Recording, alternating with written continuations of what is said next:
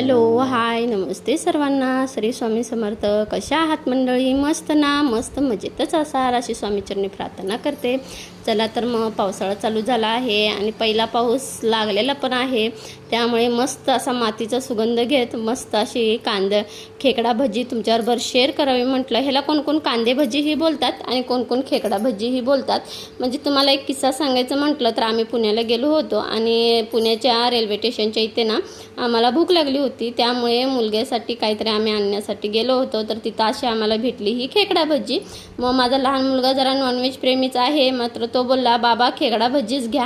म्हणून मग म्हटलं चला आपण पण घेऊ. आणि मी पण त्यावेळी पहिल्यांदाच हे नाव ऐकलं होतं खेकडा भजी. मग म्हटलं चला बघूया तरी आपण खेकडा भजी म्हणजे नेमकं काय आहे ते. तर हीच अशीच कांदे भजीचीच, परंतु थोडीशी रेसिपी वेगळी आहे. त्यामुळे व्हिडिओ स्किप न करता नक्की पहा आणि आपण टॅमॅटो केचप बरोबर शेअर करू शकतो. चला तर मग व्हिडिओ संपूर्ण पहा आणि रेसिपीला सुरुवात करू. ह्याच्यासाठी ना मी असं पातळ साईजमध्ये ना कांदा असा सुट्टा सुट्टा असतो ना तसा चिरून घ्यायचा आहे पूर्ण. ह्याच्यामध्ये कुठेही एक पाण्याचा थेंबही आपण वापरणार नाही आहोत बघा, कारण की आपण ह्याच्यामध्ये मीठ आधी वापरत आहे. आणि तुम्हाला ही या पद्धतीने बनवायची असतील ना तर नक्की बनवा, एकदम क्रिस्पी. आणि कुठेही ह्याच्यात बेकिंग सोडा किंवा बेकिंग पावडरचा अजिबात कुठेही अंशही नाही आहे बरं का, ते पूर्ण स्किप आहे.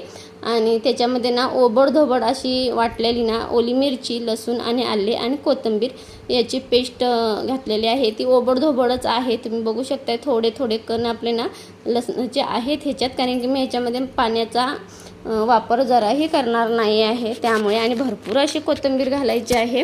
कोथिंबीर तुम्हाला आवडत असेल तर तुम्ही घालू शकताय.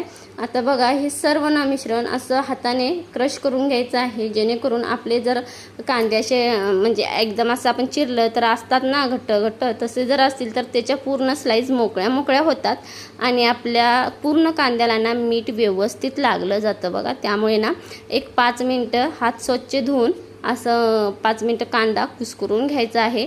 आणि आपण जसं कणिक तेल मळतो ना त्या पद्धतीने ह्याचा कांदा पूर्ण कुस्करून घ्यायचा आहे. आणि एक 5-10 मिनटासाठी ना जवळजवळ ठेवून द्यायचं आहे असं झाकण देऊन ह्याला.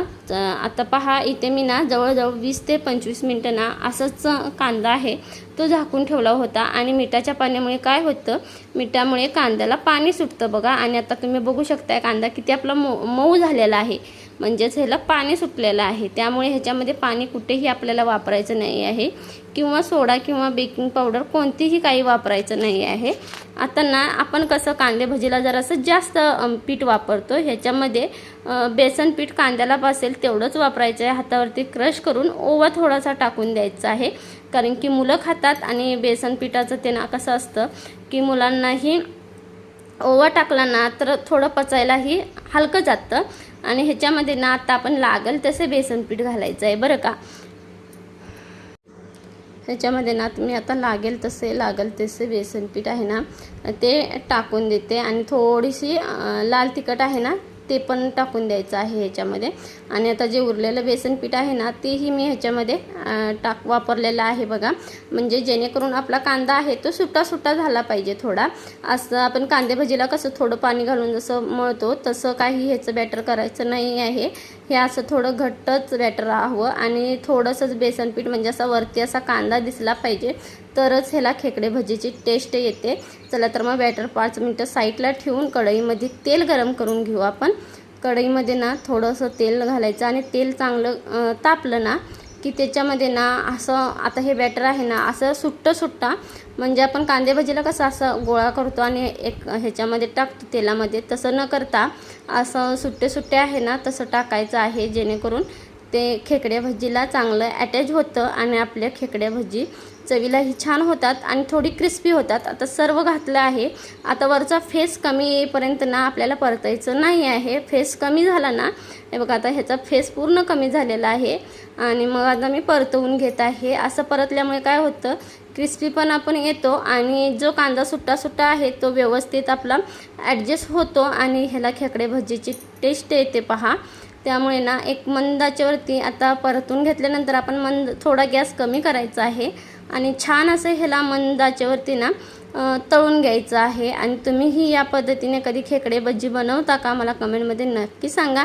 आणि अजूनही चॅनेलला जर सपोर्ट केला नसाल तर प्लीज चॅनेलला सपोर्ट करा बरं का. हा आता सारी भजी ना मी म्हणजे सर्व भजी ह्या पद्धतीने मी तळून घेते आणि आपली भजी थोडीफार तळून झालेली आहेत बरं का. असं मंदाच्या वरतीच थोडंफार आणि एकाच ठिकाणी स्थिर होतात बघा. ज्यावेळी भजी भाजतात ना त्यावेळेला एका ठिकाणी खेकडे भजी स्थिर होतात. म्हणजे कांदा असतो तो एका ठिकाणी स्थिर होतो. त्याच वेळेला आपल्याला ही कांदा भजी आहेत ना ती सर्व अशी काढून घ्यायची आहेत बरं का. आणि तयार आहेत आपली कांदा भजी म्हणू शकताय तुम्ही, खेकडे भजी म्हणू शकताय. चला तर मग खेकडे भजी आपली तयार आहेत आणि तुम्हाला दाखवते किती क्रिस्पी आणि किती ह्याला खेकड्यांचं हे आलेलं आहे पहा.